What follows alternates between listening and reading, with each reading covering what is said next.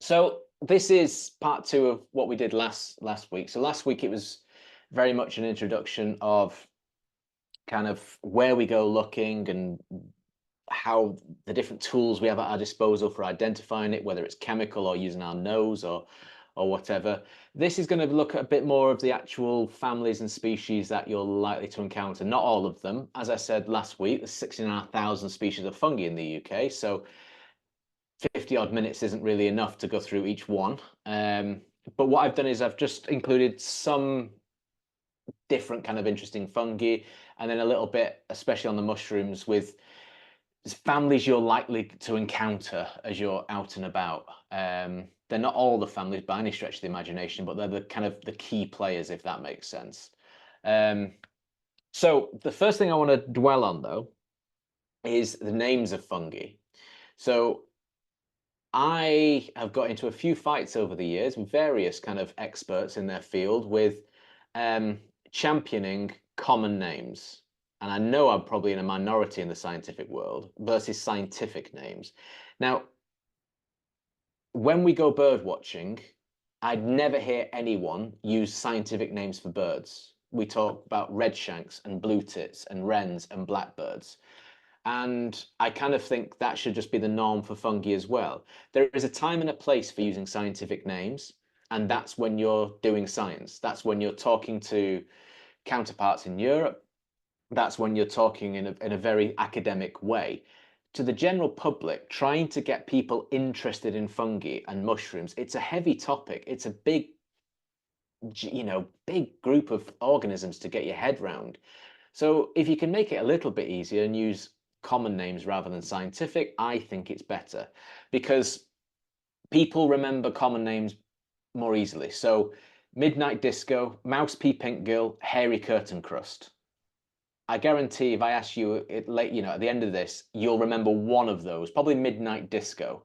That's a cracking name, as is mouse. Well, all those are all good. But if I just gave you the scientific names, Pachyella violacea nigra, Entoloma incarnum, Stearium hirsutum, to some people who have a background where you would know that, well, hirsutum means hairy, as in a hirsute person. But the other, violacea nigra, it's kind of purple black. But the other thing, some of the other, they don't mean anything. So trying to get the layman interested in fungi, I think use the common name. Since 2005, there have been a list of standard English names for fungi. And I think as long as we keep to those, it's great, I'm a big fan across the board. I'm no Mr. Gallen will hate me for this, but I think spiders should definitely have English names because I'd remember them more easily. But the hoverfly book that came out a few years back, I got interested in hoverflies on the back that they had English names. Mosses as well, the bryophytes. I love the English names. I remember them far more easily than the scientific names. But if I'm talking to someone, serious, etc., I can refer to the scientific names, but talking to, someone who's just getting interested, Midnight Disco, Mouse Pea, they're all great. And the other thing as well is that we're in the weird situation with fungi that pre-2005, different books referred to lots of different species with different common names. The authors would make up a name. And then they'd include the scientific name, which was quite standard in a way. So the scientific name kind of made more sense than the English name to know. But since 2005, the English name stayed the same. And with the advances in DNA technology, the scientific names, the groups, the genuses, they're constantly changing to the point where on my books, I've got books going back, over 100 years on fungi. The the names of the scientific names include all these chlorophyllum right. This is all one species: chlorophyllum rhycoides, macrolepiota rhycoides, lepiota rhycoides, lepiota procera variation rhycoides, agaricus rhycoides. The English name is always shaggy parasol. And that's the kind of place we're in now, which is the scientists can change the scientific name, the families, the genuses as much as they want. But to the layman, it's shaggy parasol. It always has been. It's one of the few English names that has stayed constant for a long, long time. So I will be using English names where appropriate and possible. Not all of them have. So that in 2005, the British Mycological Society and Plant Life came together and made this list, which covered the 1,000 commonest species. But that's the 1,000 commonest. There's still lots and lots and lots that do not have English names, or standard English names anyway. So yeah, so this is a picture of my grandma's copy of Roger Phillips from the 80s that she's annotated. The other thing I wanted to dwell on as well was books. So I'm not precious about it. I picked this up off my grandma of annotating in books. Some people think writing in books is blasphemy, but I think their field guides are there to be used, etc. Plus, my grandma was a language teacher. She's obsessed. You know, you can see she's deciphering all the Greek and Latin in those, etc. This is the modern version of Phillips. If you haven't, where's the camera? There. So you can pick that up on Amazon for 20 quid, roughly. And it's, I mean, this is a field guide, but you're not taking that in the field with you, not without breaking your back. And this is one of the most comprehensive books out there, and it covers 1,250 species. So 4,000 of those 16,500 species of fungi are large mushrooms. So there's a chance that you can easily go out and find something that's not in that book. So if you're just relying on that book, don't be surprised if you just keep going through it going, I think it looks like this, but it's not quite right. There are some very common species that Phillips didn't include. There's a very southern bias to the book because he lived down south. And if you're down in the southern counties, the book, when it says common or things like that, it's accurate. Up in the north, when it says rare or common, it's almost meaningless. It feels like the data was very much skewed by southern mycologists. And the species included definitely have a southern bias, in my opinion. So it's always good to have more than one book. If you want other relatively cheap books, there's the Collins Fungi Guide. So the bird version of this is pretty much the Bible for bird watchers. This is a good book. It's not the best in my opinion, but it covers a lot more. Why have I gone off that page? It covers a lot more species. This one I picked up for 4 quid. Collins Mushrooms and Toadstools. I think on Amazon it's gone back up. I must have got it when it was like being flogged off. It's quite nice. It uses photos, which comes with their own problems, but we'll talk about that later on. Whereas the Collins Fungi Guide one we just had a look at, that's drawings. So it depends what you like. Do you prefer photos? Do you prefer drawings? Drawings, in my opinion, are subject to the artist's interpretation. Mind you, so there's a photographer. Photographers lie all the time. It's what my degree's in. I know for a fact that photographers lie. Right. If you want something, but between those books, you could easily go for a walk in North Wales and find something that's not in these books. I've done it. You know, it is possible. The new kid on the block is Fungi of Temperate Europe. So this is a big coffee table book. It is beautiful. So it has kind of keys that show families and their spores in the center and what they look like, and it has beautiful photographs. It is a gorgeous book, and this is volume 1. If you want, so that covers just mushrooms. Volume 2, this covers all the other fungi, all the crusts, the crusts, the brackets, all the kind of weird jellies and helvellas and things like that. They're expensive. You know, you're talking over 100 quid these days for a copy of those two, and with postage and packaging on something that weighs a ton. So for beginners, you can start with things like Phillips, which is very comprehensive to an extent and cheap. But don't be surprised if there is something you find that doesn't fit. It just means it's probably not in that book. You need to look elsewhere. And the problem is with fungi, with fungi identification for years and years and years has been the public's access to literature. It's got easier with the internet because now you've got specialist book suppliers where you can get these things from. But it has been a pain over the years. And you can now get things, I mean, Geoffrey Kibbe, who is one of the leading authorities on mycology in the UK.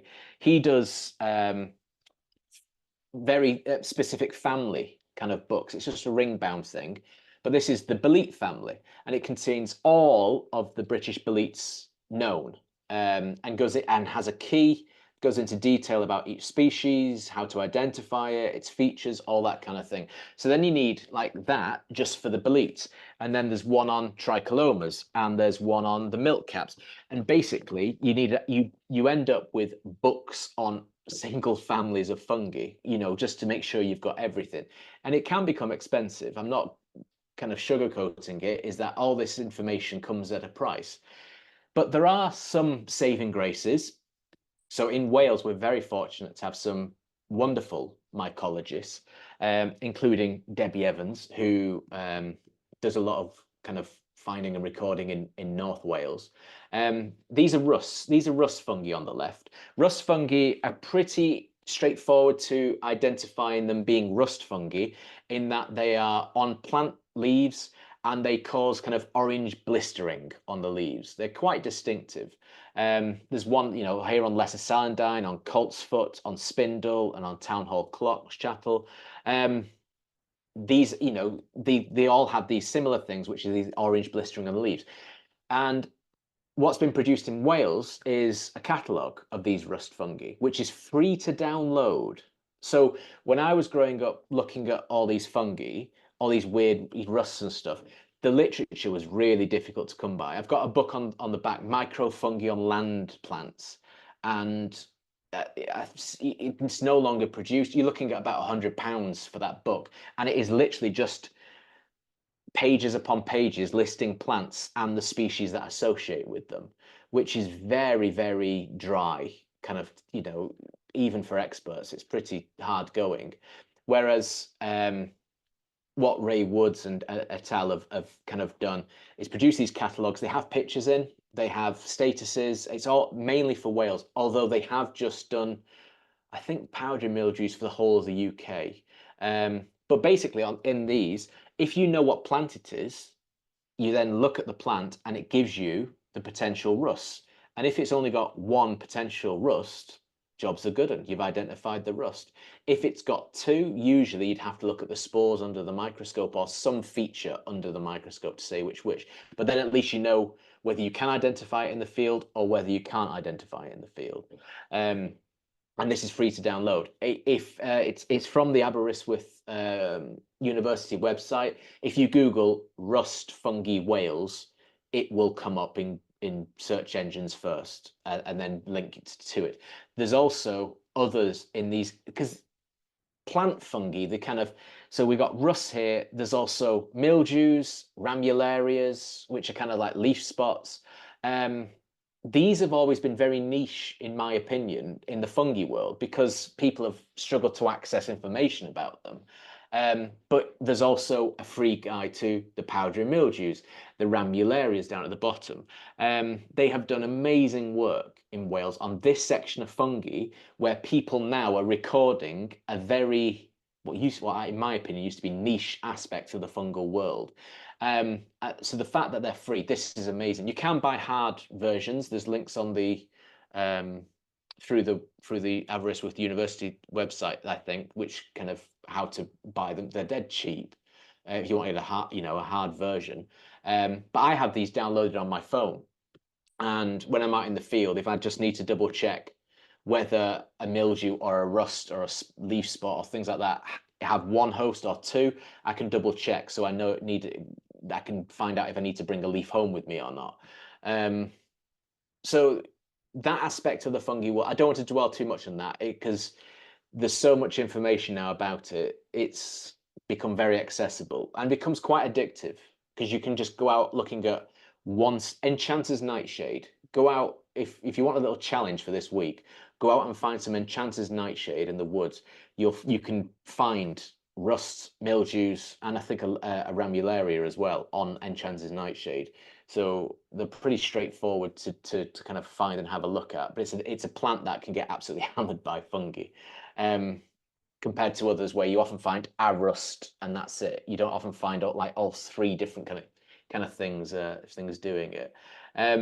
So that section of the fungi world is now really, especially in Wales, the information in Wales is really, really good. It tells you which vice counties it's been seen in as well. So if you're in one of the vice counties that isn't mentioned, you know that then your record is important and need to submit it to Cofnod. Whilst I'm on the subject of recording vice counties, another book that is definitely worth getting is, there's the camera, Fungi of Northwest Wales, so Charles Aaron's book. This is great if you live over in VC 48, 49 and 52, so Merionethshire, Carmarthenshire and Anglesey. It lists all the species that have been recorded and a bit about their status and things like that. The first records. It's when was it done? It's kind of it's been a few years old now, so it's not up to date. It's within a few years, but there's some things that have been added to it. But that's worth getting as well. You can, if you go on Cofnod, you'll find Charles Aaron's contact via the recorders section, and you'll be able to email him and see if he's got any copies left. There is also one for North East Wales by Bruce Ing. You can buy that online through Summerfield Books or some NHBS. I can't remember, one of the kind of natural history book suppliers. But that book doesn't have an index, so good luck. Right, moving on. It does get, the whole leaf thing with fungi does get obsessive because you can turn looking at one little plant and you can get multiple species from it. So this is a little kind of mock-up I did of holly leaves late in autumn, because holly leaves, when they've gone brown on the ground, they could have 3 potential fungi with them. 2 of them are black spots, and one of them is a little mushroom that looks like someone stuck a load of pins in it, which is very distinctive as far as little mushrooms go. So you can start, we can start looking in big woodlands and grassland and all that kind of stuff. But even a leaf is an environment in itself for fungi where it doesn't just support one little thing. There's 3 different species here. The black spots, if it's on both sides of the leaves, then it's usually Phasidium lauri. If it's on one side of the leaf with smaller dots but not on the other, it's usually holly speckle, and the little mushrooms holly parachute. I mean, they probably get more as well, but these are the 3 main ones that this autumn, if you look under a holly tree, look for brown leaves, you'll find some of these. If you can find the holly parachute, the little mushroom, you're doing really well. And then we've got kind of crust fungi. Usually when I start talking about crust fungi, people's eyes glaze over quite quickly because a lot of them are pretty boring. I'm saying that with someone who's got a massive passion for fungi and 30 odd years experience, but a lot of them are just almost like someone's painted a bit of paint on the side of a twig or things like that. They don't look very impressive. There is one that does, cobalt crust, which is what this is. This isn't a satellite image of space with a little island and water, etc. This is a blue crust fungi that engulfs dead and dying wood, and is the most beautiful blue. I absolutely adore this. It's one of its favored hosts is ash. There's going to be a lot of rotting ash lying around in the next few years, and this fungus could suddenly become very common in the area. There's very few records of it in North Wales. I imagine this is one that is in the next 10 years will become relatively easily to see during the late autumn winter periods. And it is one of the more spectacular crusts, because sometimes with fungi we just need something to spark an imagination. I'm not expecting you all listening to this and watching this to kind of think, right, I need to record every little aspect of fungi. You might find you're really interested in mushrooms but not the other side of it. You might find you really interested in the plant kind of fungi, but not really in woodland mushrooms. You might find out you really like grassland fungi, but not the woodland stuff. But there might be one species that just sparks a kind of, ooh, I want to go looking for that. Because usually in the autumn I have a hit list of things that I'd like to see, and it kind of forces you out into different habitats to kind of try and look for these things. And if you don't find the target thing, you usually find something else interesting along the way. When I was talking about the books and whether you like drawings or photos, I like photos, but not in situ. This explains why. So these two images. These are the same species. This is turkey tail, Trametes versicolor, um, and you can see how different they look. You know, one is clearly very blue, one is doesn't have any blue in it at all. It's a highly variable species, and generally, when we refer to species in the fungi world as highly variable, don't be surprised if in 5 years' time some whiz kid PhD student comes along and says it's because it's 12 different species being lumped together, which is probably what is going on. Um, but if you can only take, with a lot of field guides, if you can only take one picture in situ, which angle do you show? You know, looking down's lovely because you've got all these pretty colors and patterns showing what turkey tail, its old English name when I was growing up was many-zoned polypore because it has lots of concentric zones of color. Each concentric zone can change, it can be different from one log to another, always ending in a pale margin. This one that's blue, that's very dry, its white margin's gone, and the underside is pure white. But when it's a kind of type of bracket fungi, so bracket fungi just stick out of a tree like a shelf. So bracket fungus is not a species; it is a way we describe the kind of how they're growing basically. And like I say, the grow bracket fungi grow out like a shelf. Um, when you've got something that's just flat, if you do it side on, you're not going to see any detail at all. You know, you choose the top, the bottom, and the trouble is with field guides and publishers, they've only got so many pages. You know, they can't show absolutely everything, which is why the internet will become so useful for Fungi ID because you can just load a page up with as many pictures as you want. Um, but it is something to consider, you know, to think about when you're identifying stuff from a book. Is the book showing the most typical example and the most typical view, etc. This is what I usually do. I usually kind of photograph stuff on a clean background, and in Photoshop I can make it white. I can annotate it. I can do what I want with it. So this is bird's nest fungi. Gets the name bird's nest fungi for obvious reasons. Each one of those little fruiting bodies looks like it's got eggs in it, doesn't it? So I can photograph at different stages. I can do different angles. I can include pictures of the spores as well. I go to an extreme length to do that. I'm not expecting everyone to do that, but basically, you know, photographing different angles, you know, trying to show the whole impression of what you're looking at. And you know, in Photoshop, you can lay all these things together into one picture, if that makes sense. This is becoming commoner in the east part of North Wales, and it grows on often wood chip and mulch. So if you've got that in the garden, this is something to keep your eye on. It's tiny, it's very, very small, but can be gregarious. So you often catches your eye because there's so many of it. If there's just one or two fruiting bodies, it can almost be invisible. And there's a few different types of bird's nest fungi, but all of them share the feature of having these little eggs inside. They're not eggs, but they look like eggs. Eggs inside. Then we have some fungi which are cup-shaped. There's quite a lot of cup-shaped fungi. The Pizizas are a big group of cup-shaped fungi. Some of the Helvellas, like we've got here, this is vinegar cup.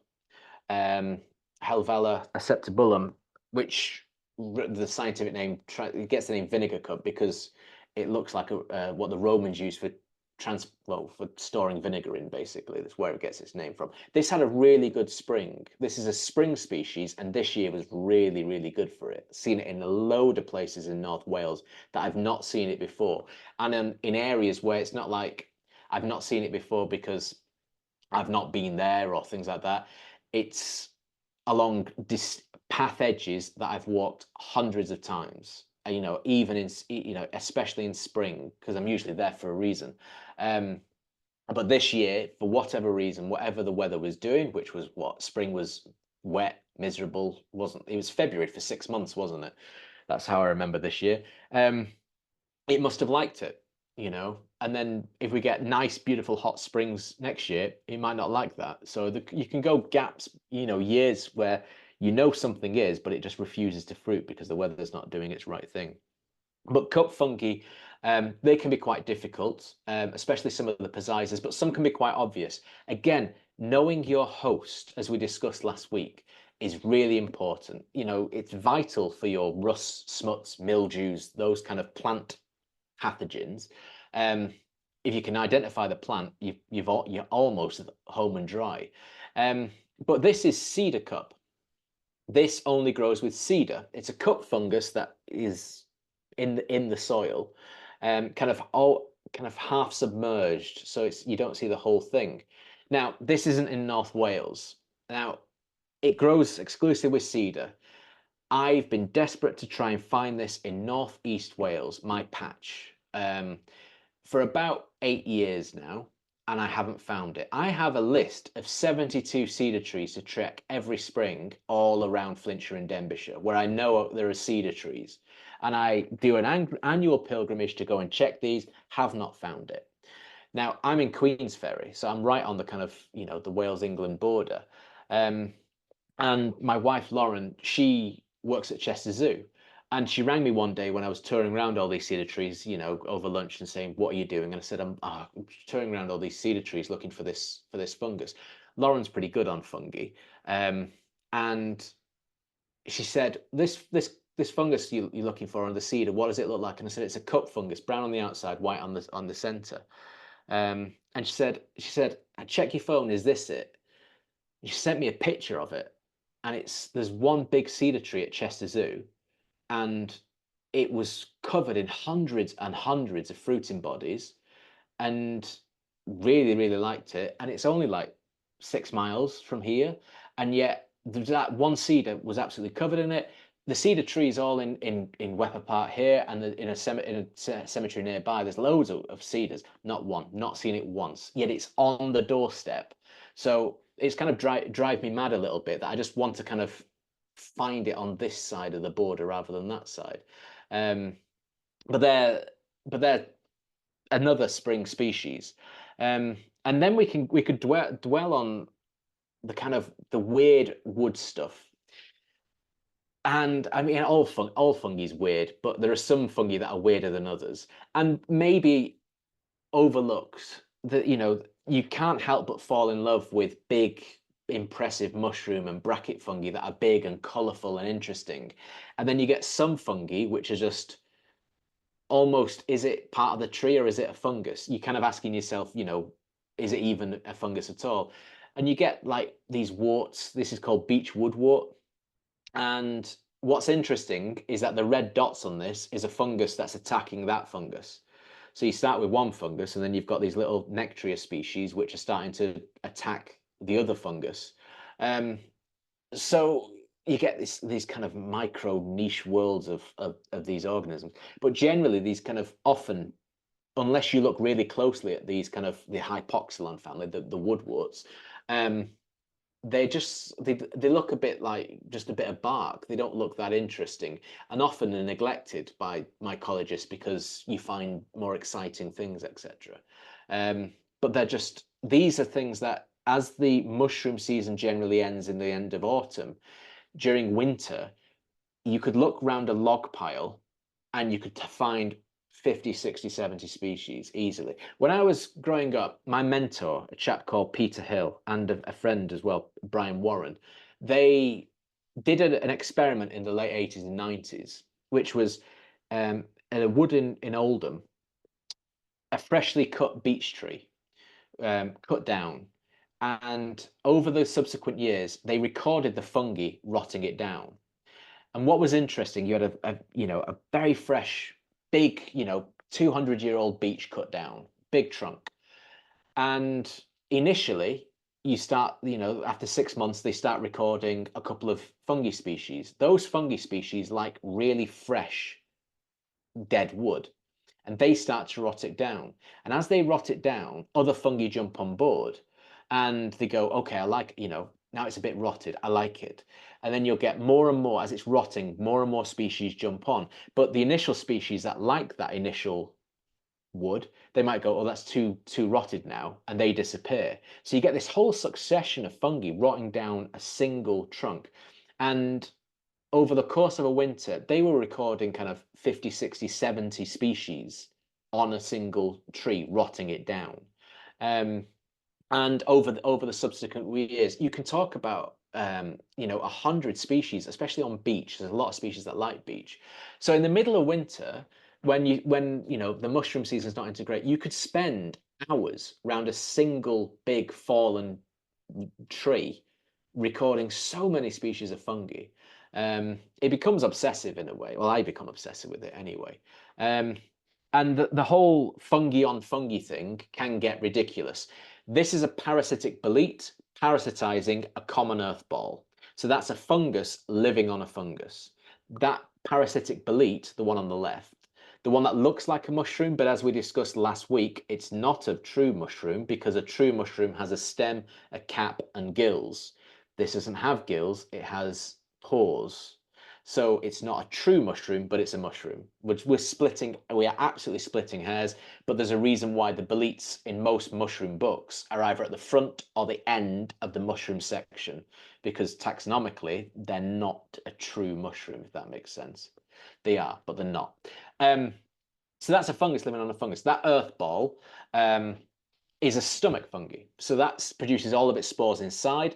As it matures, a gap will open up in the top when the spores are ready. And as it rains, the rain comes down, puffs up all the spores. So earth balls and puff balls work in the same ways, that they just, it rains and all these spores come out. Or you can press them, because you're never too old to kind of press puff balls and earth balls because it's so fun, and you can distribute the spores yourself if you like.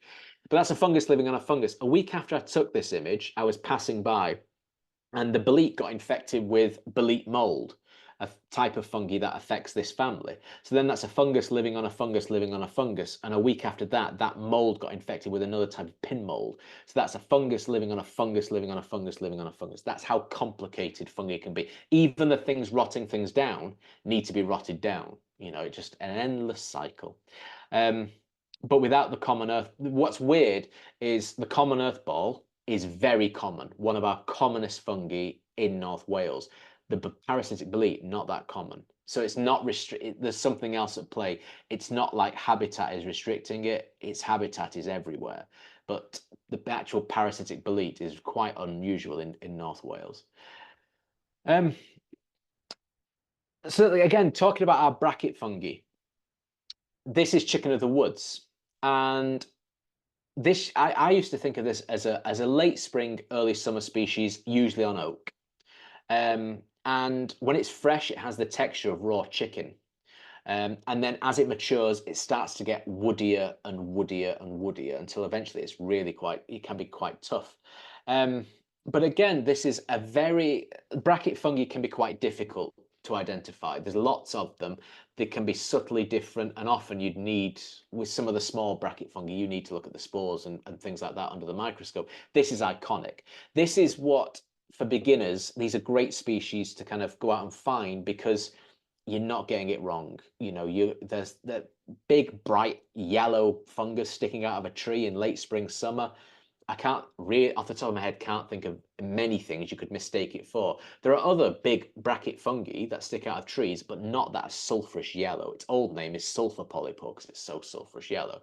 But in recent years, again, with weird weather, I've seen this in practically every month from March through to November. In the last few years, I've seen it cropping up in September and October, which I find very unusual. And the number of hosts it now has, it used to be oak, occasionally yew. Now I've seen it on poplar, on cherry, on birch, on willow, all sorts of things in the last kind of 5-10 years. It does seem like something's going on with this species. Changes in the weather is probably the reason why it's coming out at different times of the year, but it's becoming commoner and commoner, and it seems to be able to utilize more hosts than what I remember. And again, in the same area. It's not like I'm going looking in new areas and finding it. It's in the same areas I've always been, yet it seems to be adapting to other hosts as well, which is interesting. There are other things as well around North Wales that are worth looking for. This is spring hazel cup. This is a species that again occurs in the spring on hazel, and it's cup shaped. There is a reason why English names, well, common names are quite good because they're pretty descriptive. I think this is another kid on the block. I think with cleaner air well, relatively cleaner air from what it used to be kind of 70 years ago. I think this is a fungus that's liking the situation, and I'm seeing it more often in more habitats. Well, more habitats as long as there's hazel. Um, so there's an ever-changing landscape with fungi. It's not static at all. Our knowledge about where species occur is pretty limited. We have a little bit of an understanding, and with some of the common things, you can say they're found everywhere, where the host is or things like that. With other things, they're very, it's very hard to determine whether something's increasing, decreasing, because there just isn't enough information with records. And with species like that, they're not included in most books because years ago they were considered quite rare, um, which again makes it difficult for the layman to get being able to identify these things, because there's nothing more infuriating. Although I think it's what I'm addicted to. Um, Finding a mushroom, bringing it home, going through all your books and deciding it's got to be a new species in science because it's not in any of these books, which isn't the case. It's obviously in one of these books somewhere. It's just, you know, you're not read either the picture they've used isn't great or something, or the specimen you've got isn't typical, or there's always something about it. But it's kind of, yeah, it's the infuriating and addictive part, is that trying, on a Friday or a Saturday night, coming home with your finds, going through all the books, glass of wine, and then just tearing your hair out, etc. There's a group of fungi that I'm becoming very interested in North Wales, and I'd like to do a little bit of a project, and I'll try and persuade some of you to get involved with it. And it's mainly looking in cemeteries and churchyards. The Earth Star family. So the Earth Stars have always been a bit special because they are a puffball. So that top bit is a sack of spores, and if you were to press it, it would just all the spores would come out. But the start is like an onion, and those legs were kind of folded up, and then it opens up and kind of does that and folds on itself, forms these legs. And an expert mycologist once told me that the reason why Earth stars do this is there's an evolutionary advantage over puffballs, because puffballs they are the top bit attached to the floor or wood or what, depending on the species. This is a modified version. This has legs, so it can get extra height. This is what this expert was telling me. And because it's got extra height, its spores can drift further than if it was just on the ground. To which I replied, if it was an evolution advantage, why are Earth stars rarer than puffballs? Because Earth stars are statistically much rarer than puffballs. To which he didn't have a reply. But anyway, whatever reason, they're fantastic. They look War of the Worlds kind of esque with these kind of weird legs, etc. This is the dwarf Earth star. If you go over to Newborough Warren, you walk in the dunes, you will find these if you look close enough. These are tiny. The plant in this image is thyme, so that's how small it is. And that's the kind of place you'd find, sand dunes, etc. That's the kind of place I've seen dwarf Earth star regularly at Newborough Warren.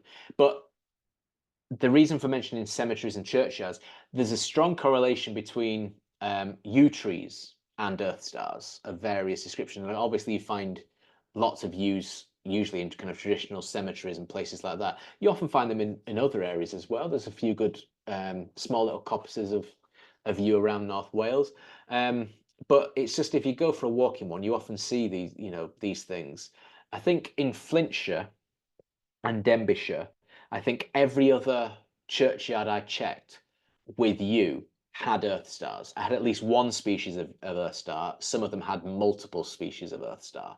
This is the striate Earth star, which I kind of think looks like one of those chef hat kind of things as its head. The great thing with Earth stars as well is that they can last right the way through winter.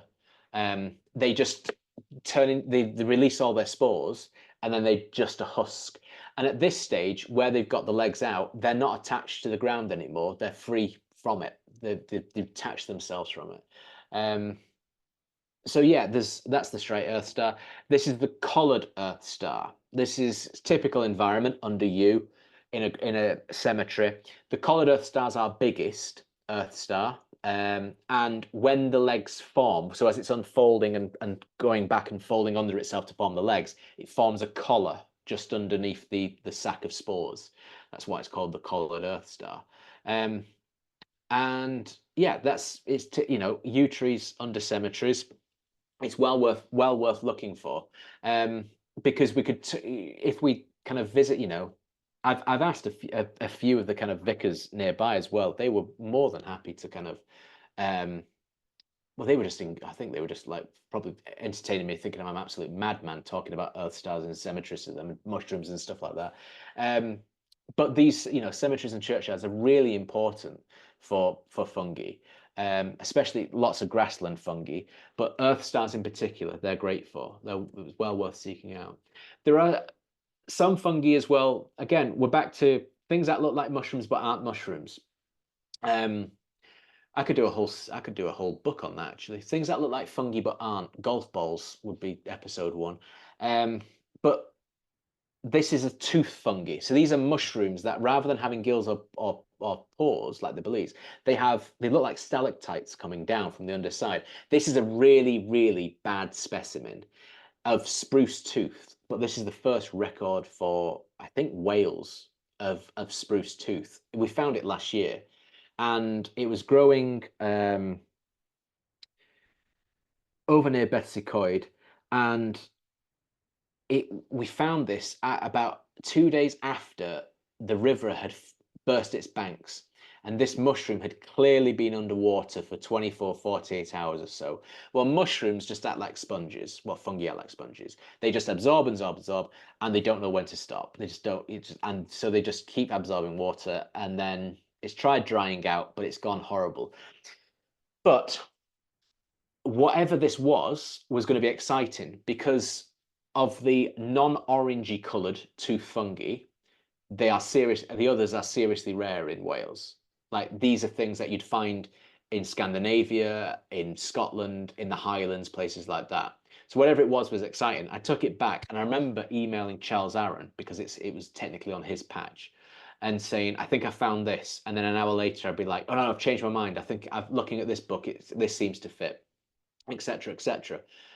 And went to bed, absolutely could not identify which one this is, and to the point where this is going to be dried, we'll send it off for DNA analysis or something like that. But the next morning when I came into the office stunk of curry, and that clinched its identification because spruce tooth, when it's dried, reeks of curry. The others don't. So that was its. When I say smell is important for fungi identification, it really, really is. But tooth fungi, like I said, that you can get orange ones. This is a hedgehog. So a lot of the tooth fungi are called hedgehogs because they've got spines on the underside rather than gills or things like that. They're very, very distinctive. The trouble is most books that I've done on fungi for the UK, they have covered two species, the wood hedgehog and the terracotta hedgehog. Well, the European books include other species of this family. And in recent years, mycologists are starting to twig that there aren't just two species in the UK, there's quite a few. And looking back at an old photo, this is from about 15 years ago. This is again is over near Conway. I put this down as terracotta hedgehog. It clearly isn't. The spines are flat, so some of them look like they've been pinched. Normally, they're just round, but some of these have been look like you've squished them, so you get this flat, almost like tooth-like edge. Well, that tells me that's the Hydenum ellipsosporus. It doesn't have probably the ellipsoid hedgehog could probably be its English if it was given a common name. Since 2010, people have started to record some of these weird hedgehogs. Before then, no records of them because none of the books covered them in the UK. And it's not until we've got access to more literature that we go, oh, so there is a bit of difference between these. Anyway, let's talk about some of the common mushroom families. And when you go for your walk, these are the kind of things that you're going to stumble across. These are the brittle gills, the russula family, which is why I've called this russula roulette. Now, the russulas, very simple mushrooms. They are a stem, a cap, and gills. No embellishments, nothing else. Usually white stem, pale gills, coloured cap, but some of them will have a coloured stem or a bit of a colour to the gills. But generally, that's the gist of them. But they come in every colour, and there's about a dozen of each colour as well. So most books, field guides might cover 20 of the commonest ones, but I think there's something like 180 recorded in the UK, a lot, including what did Charles Aaron have outside Beaumaris? He had, it'll come to me, but he had one that was new for the UK, just on a lawn in Beaumaris. Um, so the Russula family are complicated in that there are a lot of them, and when they fade, because some of these mushrooms, some of the brittle gills, when it rains heavily, their color bleeds. It literally just they turn pale. And one of them, called the birch brittle gill, that starts pink. If it rains, it's got no pink left. So then you could suddenly find a white mushroom and think, what on earth's that? Not realizing that it was at one stage pink. Um, they're complicated, but they're also absolutely wonderful to try and identify because you will go mad. This is where, as we said last week, we'll use chemicals and everything, even taste. So we can do a taste test with some of these because some of these brittle gills are hotter than most chilies. And if you just take a little bit and chew it, but don't swallow, important, you can get heats or flavors or sensation. You can do taste tests, but you're not ingesting it. The toxins in fungi would only harm you if you ingested it. There's no fungi that will harm you in the UK where just by touching it, you're going to get poisoned. That's not how the toxins work at all. But theoretically, you could, you know, put death cap on your tongue and you get heats or flavors or sensations. There's no reason for you to do that. Don't go away after this and start licking death cap mushroom for the hell of it. But you could, as long as you don't ingest it, you won't get poisoned. Um, but there are certain families where that would be useful. Death cap, it wouldn't. Brittle gills is one of them. In fact, when you go through the key, this is the book you need for by Geoffrey Kibbe on the genus Russula. When you do the key, one of the first questions, in fact, you do a little code on what the cap color is, and then has it got a white stem or colored stem, what size it is, what color are the spores, and then it says here, is it acrid, hot or peppery taste, mild taste or bitter taste? So the key to kind of complete, you would need to taste it. So they're a wonderful family, but they are complicated. But these occur in coniferous wood, in deciduous wood, commonly with beech, many of them, some with birch, some with pine, some with spruce. Wherever you go, you are likely at this time of the year, going into September, October, to find brittle gills. In fact, in a normal average walk, if you're walking through woodland, I'd expect you to find 10 or 12 species of brittle gill relatively easily.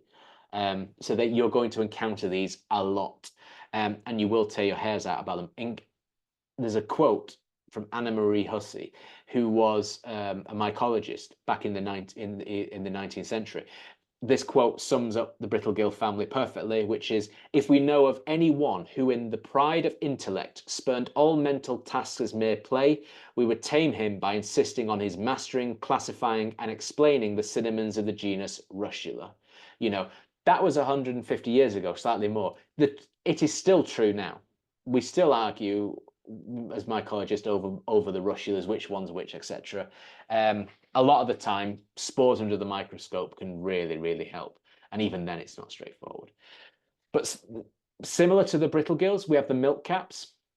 Morphologically, very similar, just usually slightly more coloured. So if you were just to look at both these families in grayscale without any colour, they look the same shape, the same size. Russulas and the Lactarius family, the brittle gills and the milk caps, very, very similar. The obvious difference is the milk caps produce milk. When you scratch the gills or break the stem, they start to lactate. And some will produce white milk, some will produce orange or yellow. They're usually host specific. So the milk cap family, again, you'll find lots of these very easily. you need to know trees and smell. So the coconut milk cap gets its name because it smells of coconut. Um, the peppery milk cap gets its name because if you dab the milk on your tongue, it burns. It's really peppery. Um, so they're similar to the brittle gills, but they're, the fact that they produce milk. Sometimes that milk is very thick and very, clearly thick and white. Other times it's a bit watery, but it's still obviously producing milk, if that makes sense. This is the yellow-bearded milkcap. This is the holy grail for milkcaps in North Wales. I found this last year, and I actually did a dance when I found this. I was so excited because this is a thing that you're not meant to find in North Wales. And I tell you how rare it is. Charles Aaron has a picture of it in his book for Northwest Wales. It's one of the there's not many pictures in his book, so the pictures he's included, he's obviously very proud of. And he has yellow-bearded milkcap from Llyn in 1990. He's clearly proud of that sighting. So that shows you, its kind of rarity. I think in North Wales it's been seen 3, maybe 4 times. It's a species that should be in the Scottish Highlands. But last year I was discovering a lot of species around what we'll call the Welsh Highlands, because it's basically this, it's the same kind of habitat, that montane kind of woodland at altitude and things like that. So why wouldn't we get similar species to what's in the Cairngorms? Um, it's got a kind of bearded edge, but interestingly, the milk when it's been on the gills or flesh turns purple, which is quite interesting and very distinctive as well. We have the bolete family. This is another. So the families I'm including here, these are mushrooms that you're going to commonly come across when you're out. These are the families you are going to see very regularly on your walks.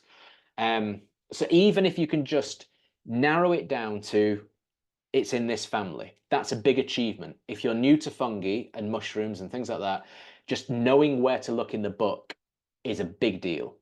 That you pat yourself on the back. Then you just start to hone it and go, okay, it's in this family. It's a bolete because it's a mushroom with a stem, a cap, and pores, not gills. And then it's, does it change color? Does it go blue? Does it not go blue? And then that narrows it down even further. And these are some of the kind of varieties we have here. Everything from penny bun, which has got totally the wrong scientific name there because Apple has decided to change edulous to exults, so apologies for that. But another reason we should just stick to English names. Spell check recognizes it easier.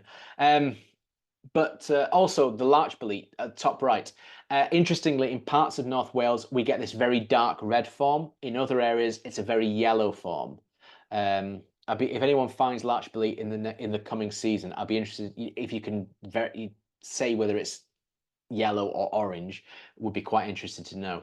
And the thing with the boletes is they can get big. This is a little penny bun. Boletus edulis, not Boletus exults. Ignore the spell check. This is what it looks like when it's small, and it's probably, it's about that big in the image.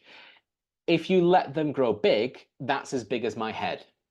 So that's how much these mushrooms can grow. That's the same thing. And one of the reasons why fungi are difficult to identify is because you got to learn how to identify when it's that and everything in between. But the boletes can get big, especially after rain. They literally act like sponges. So if it rains, they just get bigger and bigger and bigger. Too much rain, they break under their own weight and just turn to mush. They're pretty awful. This is, I don't think it has an English name, Suillus collinatus. I'm finding this more regularly in North Wales. Interestingly, the base of the stem, it has pink mycelium. So as we discussed last week, the mycelium, the living part, in this species, it's pink. Whereas with a lot of species, it's white, sometimes yellow with others. Then we have the Amanita family. Again, you'll find lots of these regularly. The Amanitas are identified because they usually start in like an egg. They usually have a ring and spots on the cap. So they're not just typical mushrooms. They've got all these embellishments. They're fancy things. Some of them are incredibly poisonous. You don't get a name like death cap for no reason. There is reason why it is called that.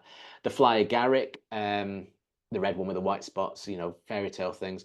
But you can see on the death cap and the orange grisette how they start in these vulval sacs, these eggs, if you like, and they burst through them. And as they burst through them, sometimes the sac remains on the cap. That's what causes the spots. But sometimes in heavy rain, the spots can wash off. So you can have a key identification feature, which is spots on the cap, but depending on the weather, they could easily wash off. The fly garrick is relatively common enough. If you've not seen one, make it your mission this autumn to see one, because it pains me when people say, I've never seen one, because it's such the iconic fairy tale mushroom. Spruce, birch, damp places, you'll easily find it. It's pretty common in North Wales. You just got to go looking around damp places with birch in late September, October usually. And there's the death cap. Stinks of honey. Absolutely reeks of honey. It's not common in North Wales at all. You can often smell it before you can see it. A few more families, then we'll finish up. These are the mushrooms, literally the mushrooms, the Agaricus family. Literally, Agaricus literally means mushroom.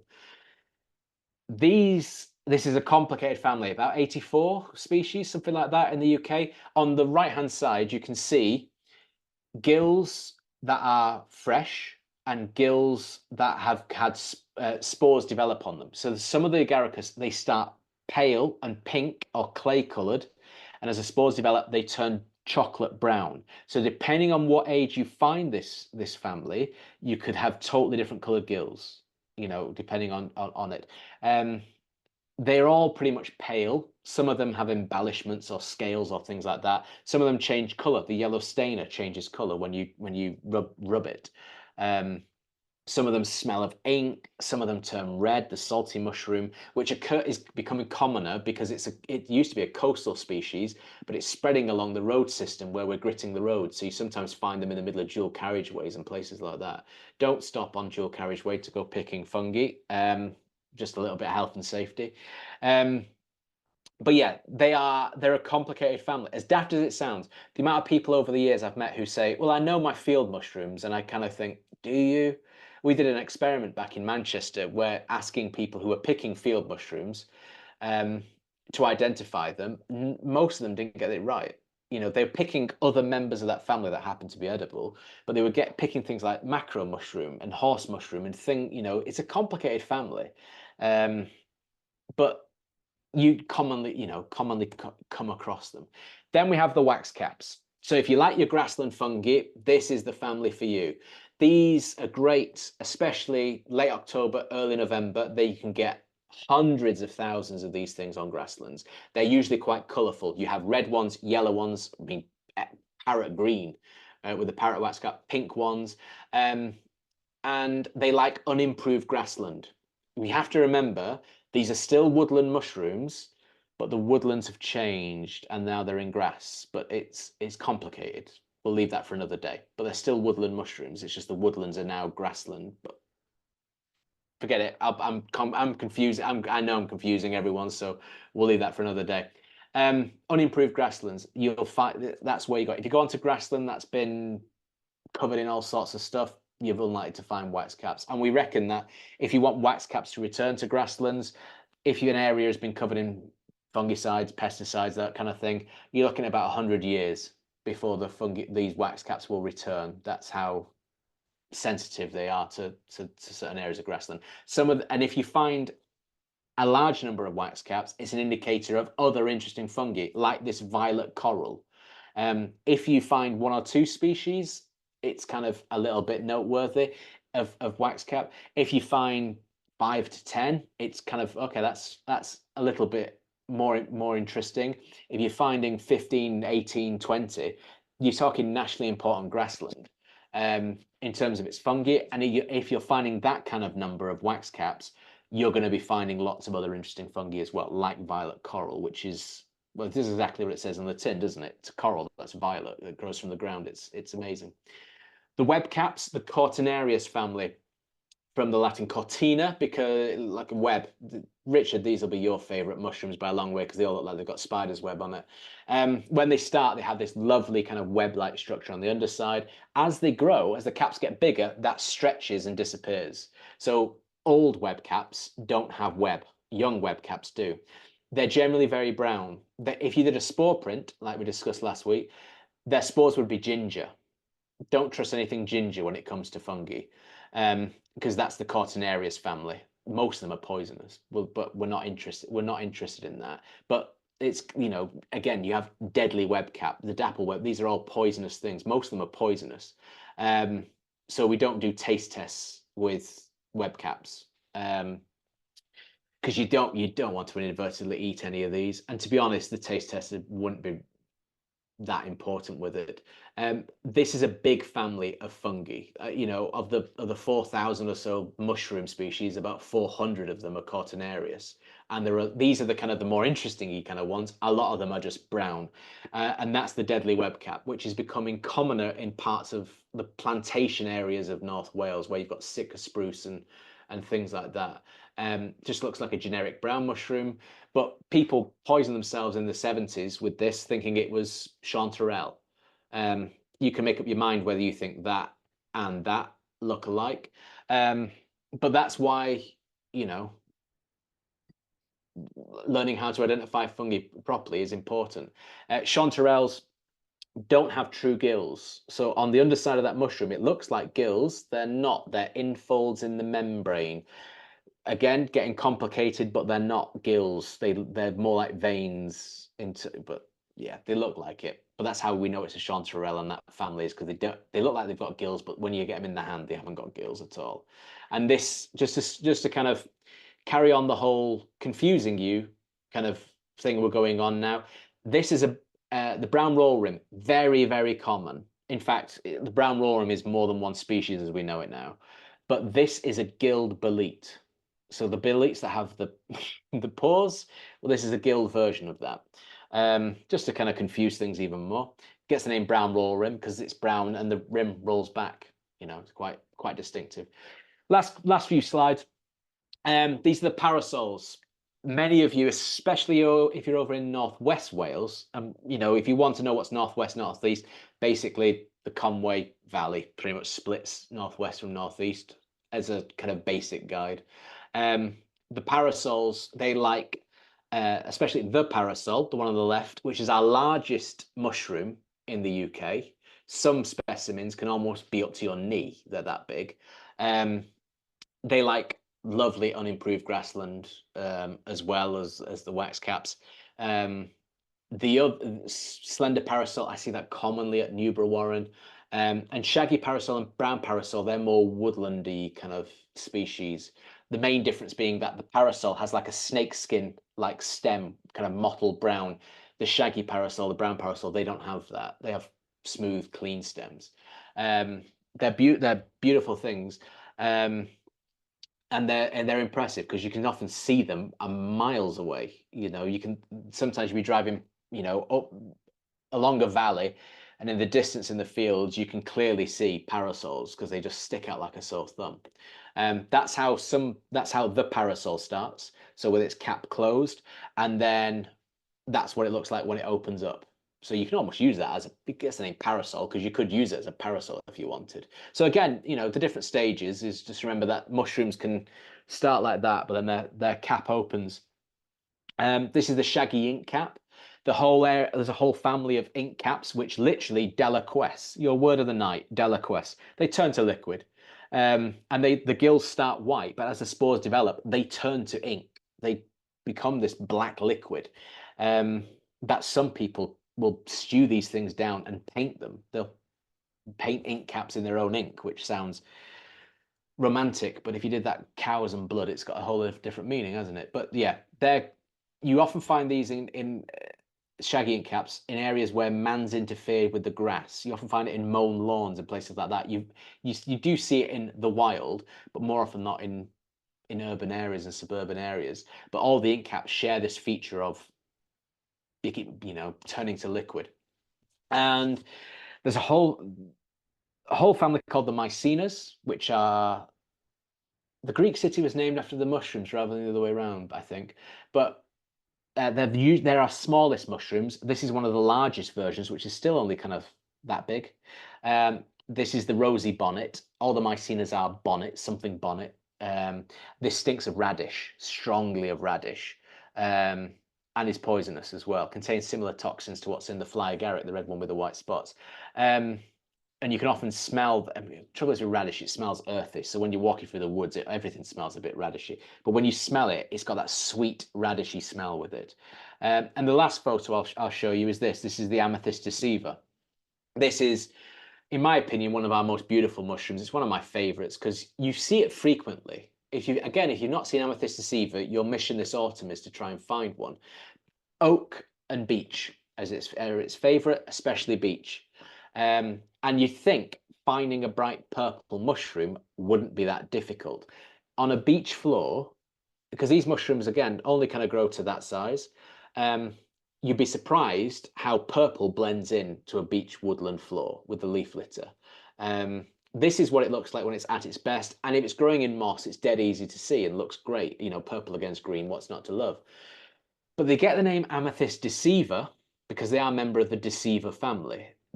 Both the deceiver, Laccaria laccata, this is Laccaria amethystina. For years, they thought this was just a colour form of the commoner pink version. But they're not, they're two separate species. But both of them share the same feature, which is if it went very dry, this would almost turn white. If it's very wet, it will go brown, and every colour in between. If you put amethyst deceivers in the fridge, they go pale lilac, almost white as they dry out. And if it rains, they just go brown. So depending on what the weather's doing, they can look totally different from how all the books kind of illustrate them, which is the most pristine, perfect example like here. But more often than not, you don't see them like this. If you do, enjoy them because they're stunning things. But often you'd find them white. On top, the gills generally remain purpley in no matter what the weather's doing, but the top can vary so much, hence the name the deceivers. Yeah, I think we will leave it there because